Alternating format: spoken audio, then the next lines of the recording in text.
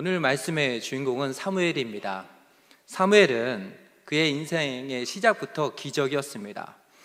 사무엘의 탄생은 전적으로 하나님의 은혜였습니다. 우리가 이미 잘 알고 있는 대로 사무엘의 어머니였던 한나는 임신을 하지 못하는 상황이었습니다. 한나가 고통 가운데 기도했습니다. 하나님께서 그런 한나의 기도를 들어주셨습니다. 그저 듣기만 하신 것이 아니라 듣고 응답해 주셨습니다. 사무엘상 1장 20절을 보면 한나가 사무엘의 이름을 지으면서 이렇게 말합니다. 한나가 임신하고 때가 이름에 아들 낳아 사무엘이라 이름하였으니 이는 내가 여호와께 그를 구하였다 함이더라. 27절에서는 엘리 제사장을 향해 한나가 이런 이야기를 합니다. 이 아이를 위하여 내가 기도하였더니 내가 구하여 기도한 바를 여호와께서 내게 허락하신지라. 한나에게 있어서 사무엘은 하나님의 들어주심의 결과였습니다. 하나님은 살아계셨습니다. 하나님은 하나님의 백성들의 기도를 듣고 계셨습니다. 듣고만 계시지 않았습니다. 듣고 응답해 주셨습니다. 사실 이것은 그 당시 이스라엘 백성들이 처한 영적 상황을 보면 너무나도 놀라운 일이었습니다. 사무엘상 1장 말씀의 배경은 사사시대입니다. 사사시대를 한마디로 정리하면 영적 암흑기였습니다. 사사기 21장 25절에 보면 사사기를 마무리하면서 이렇게 말씀합니다. 그때에 이스라엘에 왕이 없으므로 사람이 각기 자기의 소견에 옳은 대로 행하였더라. 원래 애초부터 이스라엘 민족과 다른 나라를 구별할 수 있는 결정적인 차이점이 하나 있었습니다. 그것은 바로 이스라엘의 민족의 왕은 하나님이었습니다. 하나님이 그들을 왕으로서 통치하셨습니다. 그들의 신앙과 삶의 모든 기준은 하나님의 말씀이었습니다. 근데 사사시대에는 이 모든 것들이 무너져 있었습니다. 하나님의 다스림을 거부하였습니다. 하나님을 떠났습니다. 하나님의 말씀에 순종치 않았습니다. 그들은 저마다 자신의 인생의 주도권을 자기가 쥐고 있었습니다. 철저하게 자기 중심적인 삶을 살았습니다. 자기가 원한 대로, 자기가 옳은 대로 행하는 삶을 살았습니다. 물론 때마다 하나님 앞에 제사 드렸습니다. 제사장에는 제도도 유지하고 있었습니다. 하나님의 임재를 상징하는 언약궤도 그들 안에 있었습니다. 그런데 문제는 무엇이었습니까? 어느새 하나님은 그들의 마음과 삶의 중심에서 저 멀리 변두리로 밀려나 버리고 말았습니다. 거룩하신 하나님께서 하나님의 백성들 향해 주신 하나님의 말씀은 이제 더 이상 그들에게 중요하지 않게 되었습니다. 자신들의 탐욕을 위해서라면 하나님의 말씀에 불순종하는 일들을 아무런 거리낌 없이 행하였습니다. 사무엘상 2장에 보면 이 당시 이스라엘 공동체의 영적인 상태가 어떠했는지를 단면적으로 보여주는 모습이 나옵니다. 사무엘상 2장 12절을 보면 그 당시 제사장이었던 엘리의 두 아들들의 모습에 대해 성경은 이렇게 기록합니다. 엘리의 아들들은 행실이 나빠 여호와를 알지 못하더라. 우리가 보는 이 개역개정에는 여호와를 알지 못하더라 라고 이렇게 번역되어 있는데 새 번역 성경에는 이 구절을 이렇게 표현하고 있습니다. 주님을 그들은 무시했다. 여호와를 알지 못했던 것이 아니라 그들은 주님을 무시했다는 것입니다. 그들의 신분은 제사장이었습니다. 하나님 앞에 제사를 도맡아 섬겨야 했던 사람들이었습니다. 그 어느 누구보다도 하나님을 사랑하고 신뢰하며 두렵고 떨리는 마음으로 제사를 드려야 했던 사람들이 엘리의 두 아들들이었습니다. 그들은 하나님을 알지 못했습니다. 사실 그들이 하나님을 진짜 지식적으로 알지 못했다라는 그런 말이 아니었습니다. 그들은 하나님의 말씀은 잘 알고 있었습니다. 제사를 어떻게 드려야 하는지에 대해서도 잘 알고 있었습니다. 그러나 그들은 하나님의 말씀은 지식적으로 알고 있었지만 마음에서부터 그들은 하나님을 무시했습니다. 자신들의 탐욕을 채우기 위해서 온갖 악한 방법들을 다 사용했습니다. 사무엘상 2장 17절을 보면 이들에 대해 성경은 또다시 이렇게 말씀합니다. 이 소년들의 죄가 여호와 앞에 심히 크면 그들이 여호와의 제사를 멸시함이었더라. 하나님을 무시했던 이들은 하나님의 제사까지도 멸시하였습니다. 하나님 앞에서 이들의 죄악은 날이 갈수록 점점 더 심해져 갔습니다. 아버지였던 엘리 제사장이 그들의 죄악된 모습을 멈춰보려고 했습니다. 그러나 아무런 소용이 없었습니다. 어느 누구도 타락을 향해 걷잡을 수 없이 달려갔던 그 엘리의 두 아들들을 막을 수 없었습니다. 그뿐만이 아닙니다. 이스라엘 백성들의 영적 상황을 총책임지고 이끌어 가야만 했던 엘리 제사장은 어떠했습니까? 사무엘상 3장 1절에 보면 엘리 제사장에 대해 이렇게 말씀합니다. 아이 사무엘이 엘리 앞에서 여호와를 섬길 때에는 여호와의 말씀이 희귀하여 이상이 흔히 보이지 않았더라. 지금 이게 무슨 말입니까? 말씀이 있어야 할 자리에 말씀이 없었다는 것입니다. 말씀이 들려야 할 그 자리에 말씀이 들리지 않았다는 것입니다. 구약시대 하나님께서는 하나님의 백성들과의 소통을 위해서 말씀과 이삭이라는 도구를 사용하셨습니다. 하나님께서 말씀을 통해 하나님 자신을 알려주셨습니다. 말씀을 통해 하나님의 뜻과 계획을 보여주셨습니다. 말씀을 통해 약속하셨습니다. 근데 지금 하나님께서 그 소통 창구를 닫아버리신 것입니다. 이스라엘 백성들이 원하면 자동적으로 하나님의 말씀이 임하고 들려지는 것이 아니었습니다. 하나님이 닫으시면 닫히는 것입니다. 하나님이 막으시면 막히는 것입니다. 하나님께서 이스라엘 백성들을 향해 말씀하지 않으셨습니다. 하나님의 뜻과 일하심을 보여주지 않으셨습니다. 하나님의 말씀이 사라지자 그 자리에는 자기 소견에 옳은 대로 행하는 죄악이 대신 그 자리를 차지하게 되었습니다. 기준이 없으면 좋은 것이 아닙니다. 기준이 없으면 자유가 생기게 되는 것이 아닙니다. 오히려 혼란과 불안이 그 자리를 대신 차지하게 됩니다. 하나님의 말씀으로 세워진 벽이 무너지게 되면 그 틈을 타고 들어와 죄악과 타락의 물결이 걷잡을 수 없이 그 자리를 차지하게 됩니다. 아이들이 모여 있습니다. 선생님이 어떤 한 아이를 향해서 이렇게 말합니다. 네가 기준이다, 이렇게 말했어요. 그리고는 너를 중심으로, 기준이 너를 중심으로 아이들 다 모여라 라고 말했습니다. 그러면 그 기준이 되는 아이를 중심으로 아이들이 모여야 하는 것입니다. 근데 아이들이 선생님에게 이렇게 말합니다. 선생님 싫습니다.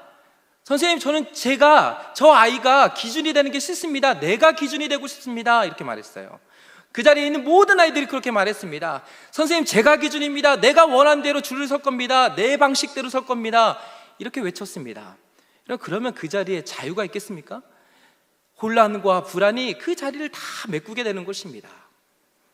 자기 생각대로 기준이 정해지는 것이 아니라 기준이 정해지고 그 기준에 맞춰서 우리의 생각과 삶을 맞춰가야 하는 것입니다. 이런 맥락에서 볼 때 지금 엘리 제사장과 두 아들의 영적 상태는 결국 하나님이 그들의 중심에서 멀어져 버렸고 하나님의 말씀의 기준이 무너져 버린 것에서부터 시작된 것입니다. 이것은 그저 제사장의 일을 했던 한 사람의 가정의 영적 상황만을 이야기하고 있는 것이 아닙니다. 이스라엘 백성들이 처한 영적 상태도 별반 다르지 않았습니다. 하나님의 백성이라는 옷은 여전히 입고 있었습니다. 그러나 그들 마음의 중심에는 하나님이 계시지 않았습니다. 눈에 보이지 않는 하나님보다 눈에 보이는 세상의 것들이 그들 마음의 중심을 다 빼앗아 버렸습니다. 하나님이 마땅히 계셔야 할 왕의 자리에 하나님이 안 계셨습니다. 그들이 당연하게 지켜야 할 하나님의 말씀을 그들 스스로가 버렸습니다. 하나님은 그들에게 말씀의 문을 열지 않으셨습니다. 제사장부터 죄로 인해 타락한 이스라엘 백성들을 향한 하나님의 마음은 아주 차갑고 냉정하였습니다. 제가 예전에 읽었던 책 중에 데이비드 웰스라는 분이 쓰신 거룩하신 하나님이란 책이 있었습니다. 이 책은 영어로 1994년에 초판이 출간되었습니다. 그리고는 2007년에 한국어로 번역이 되어 나왔습니다. 이 책에서 저자는 그 당시 세속화된 현대 미국 문화의 물결이 교회와 성도에게 어떠한 영향을 끼쳤는지에 대해 아주 날카로우면서도 세밀하게 진단하고 분석했습니다. 그 중에 한 챕터의 제목이 뭐였냐면 가벼운 하나님, 하나님을 중요하게 생각하지 않음이었습니다. 여기 보면 이런 이야기가 나옵니다. 하나님은 인생에 대해 그 중요성을 상실했다. 자신이 하나님을 믿는다고 말하는 사람들도 하나님보다 TV에 더 큰 흥미를 느끼고 하나님의 명령보다 부와 권력에 더 큰 권위를 부여하고, 하나님의 심판보다 저녁 뉴스를 더 심각하게 생각하고, 하나님의 진리보다 아부와 거짓이 난무하는 광고의 감미로움을 더 매력적으로 받아들인다. 그것이 가벼움이다. 또 이런 이야기도 합니다. 우리는 자신이 순종해야 할 하나님보다 우리가 사용할 수 있는 하나님을 의지해 왔다. 우리는 자신에 대한 모든 권리를 그 앞에서 포기해야 할 하나님보다 우리의 필요를 충족시켜줄 하나님을 의지해 왔다. 우리는 자비로운 하나님을 우리 마음대로 할 수 있는 하나님으로 바꾼다. 책이 출간된 지 30년이 지났습니다. 세월이 흘렀어요. 이 세상에 많은 것들이 달라졌습니다. 세월이 흐른 만큼, 시간이 흐른 만큼 우리의 신앙과 삶에도 많은 부분이 달라졌습니다. 물론 여전히 그때나 지금이나 크게 달라지지 않는 모습도 있을 것입니다. 그렇다면 하나님과의 관계에 있어서 지금 저와 여러분은 어떠합니까? 오늘날 이 땅을 살아가는 우리의 삶에서 하나님은 과연 어떤 분이십니까? 예전에 내가 하나님과 어떤 관계를 맺었느냐가 아니라 지금 바로 내가 살아가는 삶의 현장 속에서 하나님과의 관계는 어떠합니까? 내 마음과 삶의 자리에서 하나님은 중심에 계십니까? 아니면 저 멀리 변두리로 밀려나 계십니까? 사실 영적인 어두움은 갑자기 한 번에 확 밀려 들어올 때도 있지만 그렇지 않을 때도 있습니다. 아주 조금씩 내가 알아채지 못할 정도로 교묘하게 내 신앙과 삶의 자리에 스며 들어올 때도 있습니다. 오늘 이스라엘 백성들의 영적 상태가 바로 그러하였습니다. 말씀이 임하지 않았습니다. 말씀이 그들에게 들리지 않았습니다.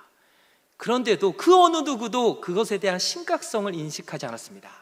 그 어느 누구도 하나님 앞에 철저하게 절박한 심령을 가지고 회개하며 하나님 우리에게 말씀을 주옵소서, 하나님 우리에게 은혜를 주옵소서, 하나님 하늘 문을 여시고 하나님 우리에게 은혜의 담비를 부어 주옵소서, 이렇게 가슴을 부여잡고 기도한 사람이 단 한 사람도 없었습니다.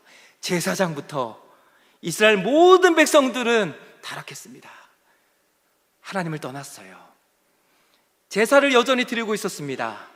제물을 하나님께 바치고 있었습니다. 그러나 그들의 마음의 중심에는 하나님이 안 계셨습니다. 하나님의 말씀보다 자기가 옳은 대로 행하는 삶을 살았던 사람들이 바로 이스라엘 백성들이었습니다. 이런 상황 속에서 오늘 사무엘상 1장에서 하나님은 한나의 기도를 들어주셨습니다.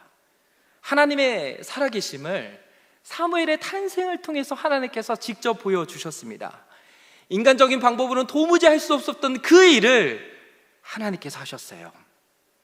하나님의 능력의 역사가 한나의 가정에 임하였던 것입니다. 그리고 이제 사무엘 3장에서 하나님은 말씀이 희귀했던 이스라엘 백성들을 향해 말씀의 문을 열어주셨습니다. 말씀의 문이 닫혀있던 그곳에 말씀의 문을 열어주셨습니다. 말씀의 사람이 없던 그곳에 말씀의 사람을 세워주셨습니다. 영적으로 어두웠던 그곳에 말씀의 빛을 비춰주셨습니다. 영적으로 사막과도 같았던 그 땅에 말씀의 샘물을 우리 하나님께서 준비해 주셨습니다. 이것은 오늘날 우리도 마찬가지입니다. 지금 우리에게도 말씀이 필요합니다. 우리의 신앙과 삶을 지탱해주는 견고한 기준으로서의 하나님의 말씀이 우리에게 필요합니다. 주의 말씀이 내 발의 등이요 빛이라고 고백하였던 이 시편 기자의 고백처럼 우리의 인생길을 밝히 보여주고 인도해 줄 그 말씀의 빛이 우리에겐 필요합니다. 고난 중에 말씀이 나의 위로의 고백이라고 고백했던 그 시편 기자의 고백처럼 수많은 인생의 고난의 문제를 겪으며 살아가는 우리에게도 말씀의 위로가 필요합니다. 하나님의 전신갑주를 입고 영적 전쟁에서 승리하기 위해서 우리에게는 말씀의 검이 필요합니다. 우리의 구원을 위해서도 말씀이 필요해요. 사람이 떡으로만 살 것이 아니요 하나님의 이로부터 나오는 모든 말씀으로 살 것이라고 우리 주님께서 말씀하셨기에 지금 우리에게도 말씀이 필요한 것입니다. 우리 가정이 영적으로 건강하고 성숙해지기 위해서도 지금 우리에게는 말씀이 필요합니다. 하늘의 지혜와 소망과 평화를 얻기 위해서도 지금 우리에게는 말씀이 필요합니다. 무엇보다 말씀의 문이 열려야지만 우리는 하나님을 바르게 알고 믿고 신뢰하며 사랑하며 섬길 수 있게 됩니다. 그렇기 때문에 저는 오늘 소망합니다. 저는 오늘 기도합니다. 오늘 말씀에 나온 사무엘처럼 우리가 살아가는 이 시대에, 나의 삶에, 우리 가정에 하나님께서 말씀의 문을 열어주시길 간절히 소망합니다. 그리고 우리 모두가 말씀의 사람이 되길 간절히 원합니다. 말씀에 붙들려서 말씀이 나의 삶의 실제가 되는 은혜가 저 여러분 모두에게 있게 되길 주님의 이름으로 축복합니다. 그렇다면 하나님께서 사무엘을 말씀의 사람으로 세워가시면서 그의 삶에 어떠한 실제적인 은혜의 경험들을 하게 하신 것입니까? 저는 오늘 말씀을 묵상하면서 크게 세 가지로 정리해봤습니다. 먼저 첫 번째로 함께 하시는 하나님을 경험하게 하셨습니다. 함께 하시는 하나님을 경험하게 하셨습니다. 오늘 본문 19절에 보면 이렇게 말씀합니다. 사무엘이 자라매 여호와께서 그와 함께 계셔서 그의 말이 하나도 땅에 떨어지지 않게 하시니. 하나님은 사무엘이 성장하는 동안에 단 한순간도 그의 곁을 떠나지 않으셨습니다. 사무엘이 어디를 가든지 간에 하나님이 그와 함께 하셨습니다. 사무엘은 자라면서 이 사실을 매 순간 느끼고 경험하였습니다. 그저 지식적으로만 하나님이 나와 함께 하신다고 머리로 이해하고 있지 않았습니다. 입술로만 하나님이 나와 함께 하신다라고 그렇게 고백하고 있지 않았습니다. 그의 고백은 실제였습니다. 하나님께서 사무엘과 함께 하셨습니다. 이것은 사무엘에게서 진짜였어요. 매일 매 순간 언제 어디서나 항상 함께 하시는 하나님을 사무엘은 체험하였습니다. 우리가 성경을 볼 때 함께 하시는 하나님을 경험한 성경 인물을 꼽으라면 에녹이라는 사람을 이야기할 수 있습니다. 에녹은 하나님과 함께 동행했던 사람이었습니다. 성경에 에녹이 뭔가 거창한 하나님의 꿈을 꾸었거나 뭔가 큰 비전을 품고 하나님의 엄청난 일들을 감당했다라고 설명하지 않습니다. 오히려 에녹은 우리와 똑같이 자녀를 낳고 일상의 삶을 살아갔습니다. 평범한 삶을 살아갔어요. 쳇바퀴처럼 돌아가는 똑같은 평범한 일상을 살아갔던 사람이 바로 에녹이었습니다. 근데 성경은 이런 에녹의 인생을 요약하면서 이렇게 말씀합니다. 창세기 5장 24절 말씀입니다. 에녹이 하나님과 동행하더니 하나님이 그를 데려가심으로 세상에 있지 아니하였더라. 제가 이 말씀을 묵상하면서 동행이 과연 무엇일까라는 생각을 해보게 되었습니다. 여러분, 밥을 먹거나 어디 여행을 갈 때 여러분이 참 어색하거나 또 불편한 사람과 함께 가게 된다면 아무리 맛있는, 아무리 고급 레스토랑을 가도 여러분 그 밥이 잘 넘어가십니까? 잘 안 넘어갑니다. 불편하고 어색하게 됩니다. 근데 그런 사람과 여행을 같이 가게 됩니다. 얼마나 불편하겠습니까? 아무리 좋은 곳을 가도 다 불편하게 되는 거예요. 근데 반대로 여러분과 정말 친밀한 관계에 있는 사람이 함께 밥을 먹게 됩니다. 그리고 여행을 같이 가게 되었습니다. 여러분, 그 시간들은 너무나도 행복한 시간입니다. 너무나도 재미있고 즐거운 시간이었을 것입니다. 그럼 에녹이 평범한 인생을 살아가면서 일상의 삶을 살아가면서 에녹이 하나님과 함께 동행했다는 것은 하나님도 에녹을 편하게 생각하셨고 에녹도 하나님과 함께 살아가는 인생이 너무나도 행복했던 거예요. 에녹도 하나님과의 관계가 불편했던 것이 아니라 하나님과의 관계가 에녹에게 있어서도 너무나도 편하고 친밀하고 즐거웠던 관계였던 것입니다. 사무엘도 마찬가지였습니다. 여러분, 사무엘이 하나님과 함께 하신데 하나님이 사무엘과 함께 하고 싶은데 사무엘이 막 거절합니다. 그 관계가 얼마나 어색하고 얼마나 불편하겠습니까? 그런데 사무엘은 함께 하시는 하나님을 경험하면서 그 은혜가 너무나도 감사했어요. 그 은혜가 너무나도 즐겁고 행복했습니다. 저 안에 사랑하는 여러분, 이것은 오늘날 하나님의 자녀로 살아가는 저와 여러분도 마찬가지입니다. 하나님께서 올 한 해 저와 여러분을 또 우리 가정을 말씀의 사람으로, 말씀의 가정으로 세워가시면서 우리와 언제 어디서나 함께 하시는 하나님을 삶에서 실제로 경험하게 되시길 주님의 이름으로 축복합니다. 그래서 우리의 가장 큰 소망, 가장 큰 은혜가 주님과 함께 동행하는 것이다. 이 고백이 저 여러분 모두의 고백이 되길 간절히 소망합니다. 두 번째로 말씀하시는 하나님을 경험하게 하셨습니다. 오늘 본문 21절에 보면 이렇게 말씀합니다. 여호와께서 실로에서 다시 나타나시되 여호와께서 실로에서 여호와의 말씀으로 사무엘에게 자기를 나타내시니라. 여기서 하나님께서 다시 나타나셨다라는 이 말씀 안에는 하나님께서 계속해서 반복적으로 나타나셨다라는 그 의미가 이 안에 담겨 있습니다. 그러니까 하나님께서 사무엘에게 한두 번 나타나고 끝나신 것이 아니었다는 것입니다. 하나님께서 사무엘에게 계속 반복해서 나타나셨습니다. 나타나실 때마다 하나님께서 하나님의 말씀을 주셨어요. 그리고 여기에 보니까 실로에서 하나님께서 실로에 머물고 있던 그 사무엘의 인생 가운데 찾아오셔서 하나님의 말씀을 주셨고, 그 말씀을 통해 하나님을 보여주셨다, 나타내셨다, 하나님을 알게 하셨다라고 성경은 말씀하고 있습니다. 이런 맥락에서 볼 때 하나님은 사무엘을 말씀의 사람으로 세워가시면서 그의 삶의 자리에서 말씀하시는 하나님을 계속해서 경험케 하셨습니다. 사도행전에 나오는 초대교회 성도들의 모습을 보면 말씀하시는 하나님의 음성을 그들은 귀를 기울여 들었습니다. 진리의 성령께서 믿는 자들의 마음에 하나님의 말씀을 허락해 주셨습니다. 믿음의 눈을 들어 하나님의 말씀을 보게 하셨습니다. 말씀을 듣게 하셨어요. 말씀을 깨닫게 하셨습니다. 말씀하시는 하나님을 경험하면서 믿음이 자라고 단단해지며 성장하고 성숙해지게 하나님께서 은혜를 주셨습니다. 어떤 상황과 환경 속에서도 지지 않고 용기를 내어 믿음으로 이겨낼 수 있는 힘을 말씀하시는 하나님을 통해 경험케 하셨습니다. 여기서 오늘날 우리도 마찬가지입니다. 우리는 사무엘상 3장 21절 말씀을 믿고 확신해야 합니다. 하나님께서 하나님의 말씀으로 사무엘에게 자기를 나타내신 것처럼 오늘 우리에게도 하나님께서는 성경을 통해 하나님을 나타내 보여주십니다. 하나님께서 하나님의 말씀인 성경을 통해 지금 우리의 삶에도 하나님을 알게 하시고 하나님의 뜻과 계획을 보여주시는 것입니다.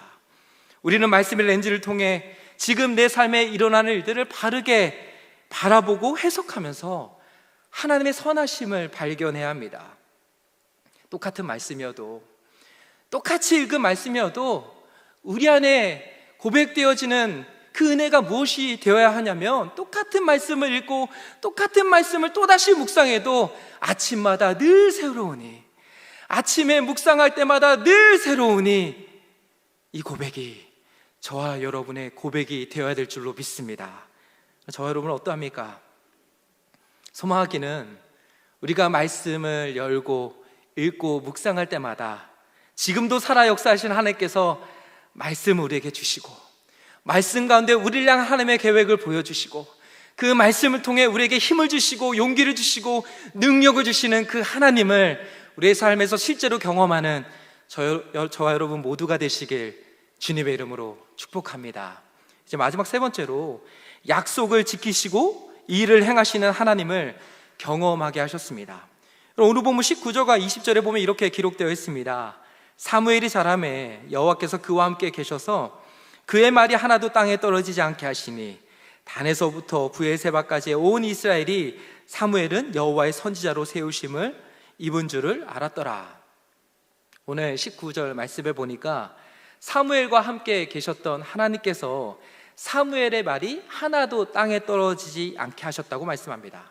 그러면서 이것이 사실임을 증언해 줄 사람들을 하나님께서 세워주셨습니다. 그들이 누구였냐면 단에서부터 브에세바까지의 온 이스라엘 백성들이었습니다. 그들은 봤어요. 무엇을 봤냐면 하나님께서 사무엘을 통해 말씀하신 그 말씀을 하나님께서 이루어 가심을 그들이 보았던 것입니다. 그래서 그들은 하나님께서 사무엘을 하나님의 선지자로 세웠음을 확실하게 알고 믿게 되었던 것입니다.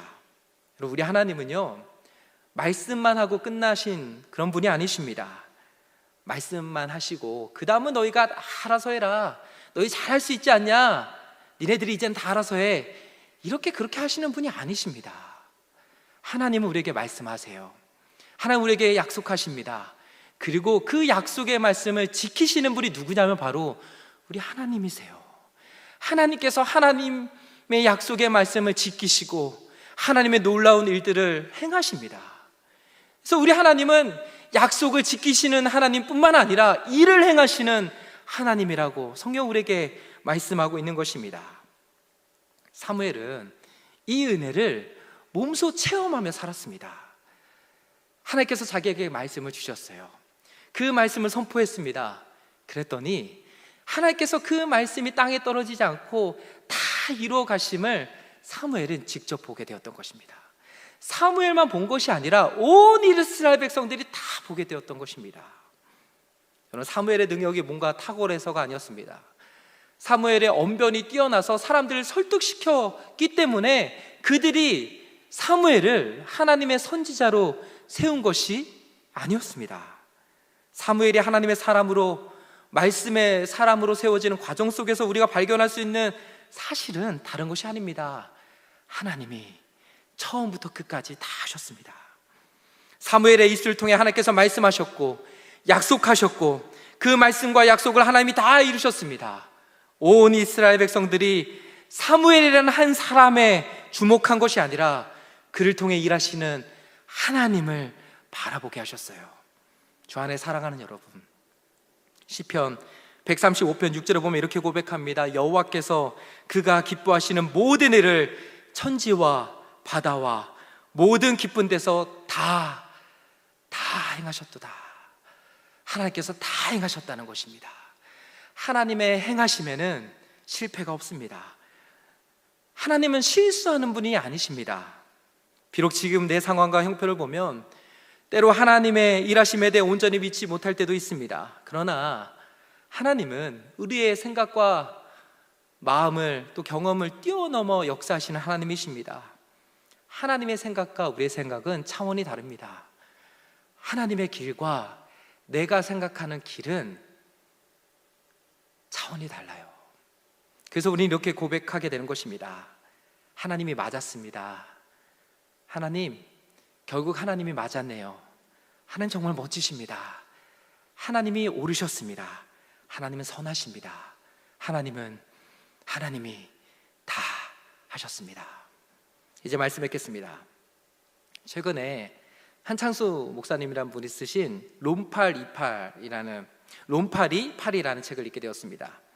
한창수 목사님은 고 여운학 장로님의 뒤를 이어서 이제 303 비전 성경 암송학교 2대 교장으로 섬기셨던 섬기고 계신 목사님이십니다. 목사님께서 이 책에서 자신의 인생 가운데 찾아온 하나님의 말씀에 대한 여러 간증들을 해주셨습니다.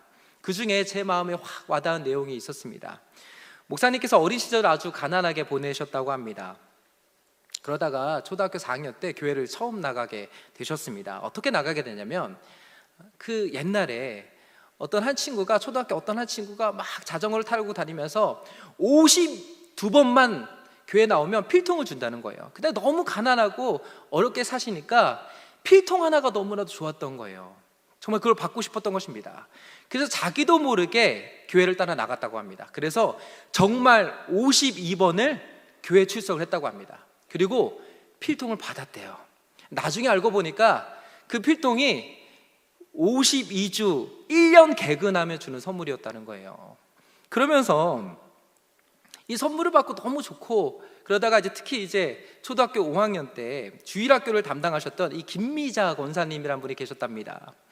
어느 주일에 공과 공부를 하면서 권사님이 마태복음 6장을 펼쳐서 아이들과 함께 읽자고 하셨대요.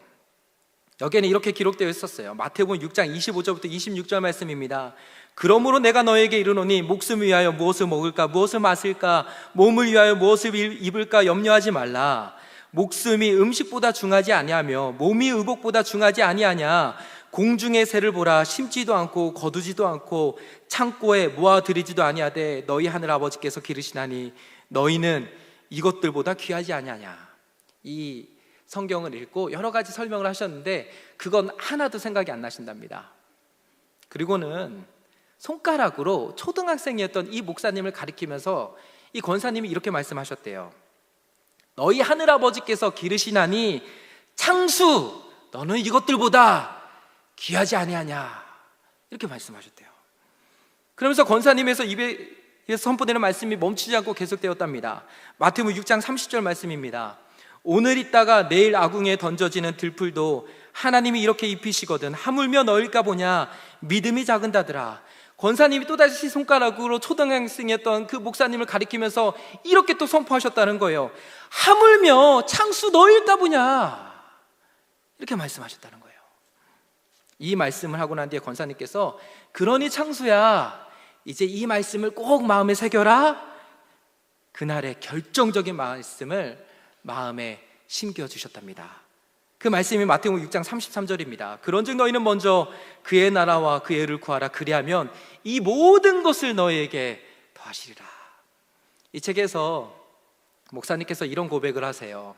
하나님은 내 인생에 단 한 절의 말씀을 심어주셨던 그 순간부터 항상 나에게 좋은 분이셨고 나를 좋게 여기셨고 나를 사랑하셨다는 것을 늘 고백할 수밖에 없다. 나는 완전하지도 완벽하지도 않지만 하나님의 창조는 어두움에 비친 빛 하나만으로도 충분히 좋았다. 하나님께서 나를 보고 좋다고 하신다. 나의 인생에 찾아온 말씀은 조그마한 빛처럼 어두움을 비추었지만 처음 순간부터 하나님께서 나를 사랑하시고 좋아하셨던 그 사랑으로 충만하게 해주셨다. 저와 여러분은 어떠하십니까? 저 여러분은 어떤 경험을 갖고 계십니까? 처음 하나님께서 말씀을 우리에게 임하여 주셨을 때 그 뜨거운 열정, 그 감격, 우리 누구나 다 그것을 갖고 있을 것입니다. 그런데 지금은 어떠합니까? 저 안에 사랑하는 여러분, 저는 오늘 저 여러분 모두의 삶에 정말 길을 만드시는 하나님을 경험했으면 좋겠습니다. 말씀이 내 삶의 매일의 삶의 여정 속에 말씀의 문이 열렸으면 좋겠어요. 그냥 성경을 또다시 의무적으로 읽고 성경을 읽어야 되니까가 아니라 아침마다 늘 새롭고 새로우니 주의 성실하심이 크시도소이다. 이 고백이 저와 여러분의 고백이 되길 간절히 소망합니다. 한 줄기 빛으로 말씀이 우리 가운데 임하면요, 그 말씀이 우리의 인생의 소망이 되는 거예요. 갈 길을 몰라 방황하는 우리의 삶 가운데 한 줄기 빛으로 임하신 그 말씀이 우리의 갈 길을 비춰주는 것입니다. 내가 이렇게 사는 게 맞을까? 하나님이 나를 아무도 사랑하지 않는데 하나님이 나 같은 사람도 사랑하실까? 나같이 이렇게 무너지고 쓰러지고 넘어진 이 연약한 사람도 하나님이 정말 나를 사랑하실까? 여러분, 그런 우리의 인생 가운데 찾아오셔서 하나님은 말씀하십니다. 내가 너를 사랑한다. 내가 너를 사랑한다. 하나님, 저에게는 힘이 없습니다. 하나님, 저는 지칩니다. 저는 무너집니다. 제가 어떻게 살아가야 될지 모르겠습니다. 여러분, 지치지 않으시는 하나님, 피곤하지 않으시는 하나님, 그 하나님 아버지께서 우리에게 하나님께서 새 힘을 주신다고 말씀해 주시지 않았습니까? 하나님께서는 우리에게 사람은 떡으로만 살 수 없다고 말씀하셨어요. 이 땅에 떡으로만 목매어서 살아가는 우리를 향해서 하나님은 뭐라고 말씀하셨습니까? 그게 아니다. 떡도 필요하지만 하나님의 입으로부터 나오는 그 모든 말씀으로 너희의 영혼이 살아야 된다. 너희의 가정이 살아야 되고 너희의 영혼이 소생되었지만 그래야지만 이 땅을 살아갈 수 있다. 하나님, 저 괜찮습니까? 괜찮지 않은 내 인생 가운데 괜찮습니까? 가늠하다 걸린 그 여인을 향해 사람들은 돌을 들고 그 여인을 향해 그 돌을 던졌어요. 그러나 우리 예수님은 뭐라고 말씀하셨습니까?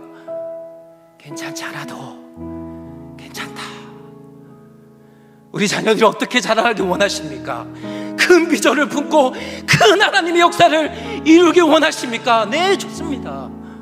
그러나 사무엘은 그렇게 큰 비전을 품고 그의 인생이 자라나지 않았어요. 사무엘은 말씀의 사람이었습니다. 매일 그의 삶에 말씀의 문이 열렸어요. 말씀을 통해 하나님께서 자기 자신을 보여주셨습니다. 그게 그의 힘이었어요. 사무엘의 힘은 다른 데 있지 않았습니다. 매일같이 아침마다 새롭게 해주시는, 매 순간 항상 함께 하시는 그 하나님이 사무엘의 하나님이셨습니다. 그리고 그 하나님은 사무엘의 하나님만이 아니십니다. 지금 이 자리에 있는 저와 여러분의 하나님이신 줄로 믿습니다. 소망이로 올 한 해 함께 하신 하나님, 말씀하신 하나님, 말씀을 이루시고 일을 행하신 하나님, 그 하나님을 날마다 경험하며 살아가는 저 여러분 모두가 되시길 주님의 이름으로 축복합니다. 그리고 한번 찬양할 텐데요, 이 찬양 가사가 우리의 마음에 하나하나 다 새겨졌으면 좋겠습니다. 주는 놀라우신 길을 만드시는 기적의 주, 어둠 속에 빛, 그 하나님이 나의 하나님이라는 거예요. 나의, 우리 자녀들의 하나님이라는 것입니다. 한찬수 목사님, 권사님이 뭐라고 말씀하셨냐면, 하물며 너일까 보냐, 하늘아버지께서 다 기르시는데 하물며 하나님께서 너의 인생을 길러주시지 않겠냐. 이 찬양으로 같이 고백하며 나아가도록 하겠습니다. 주 예수 이곳에 계셔, 나 경배, 주 경배.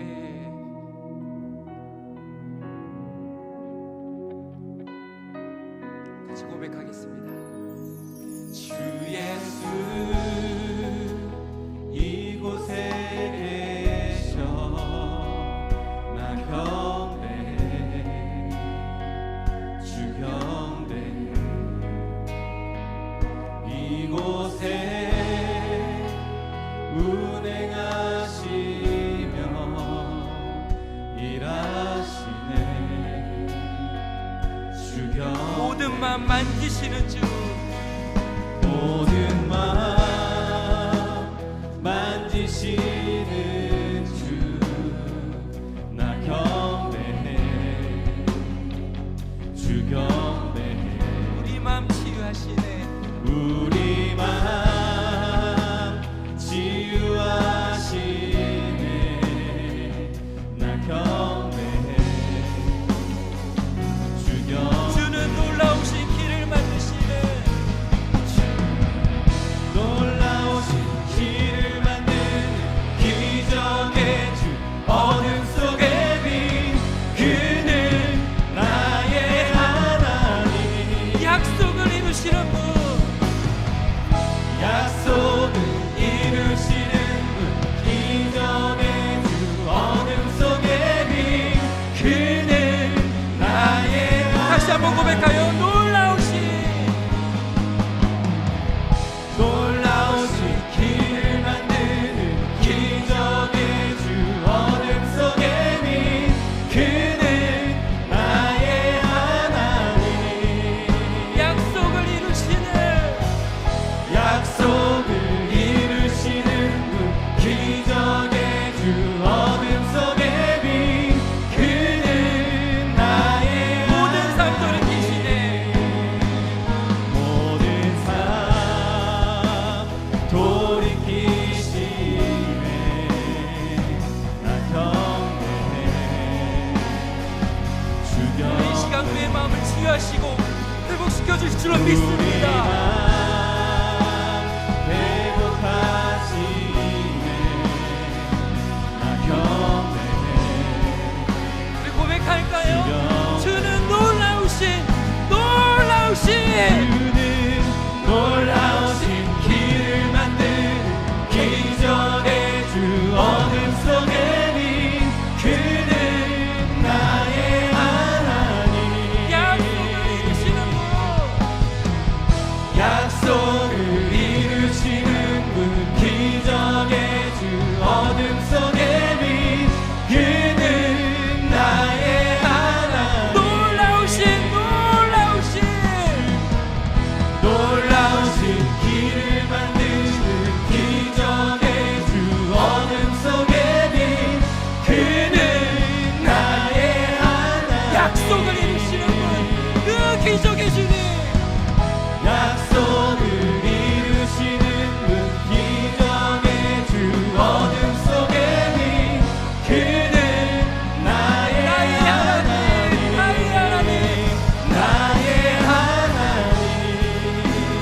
나의 하나님, 나의 하나님, 나의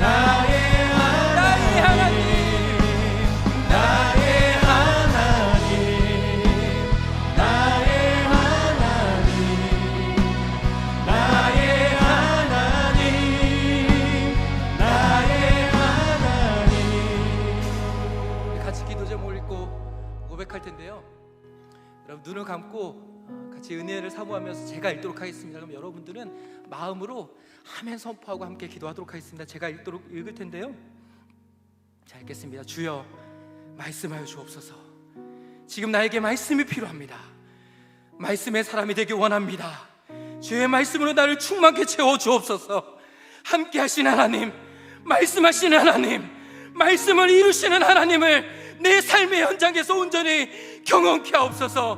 말씀이 실제가 되는 기적을 경험하기 원합니다.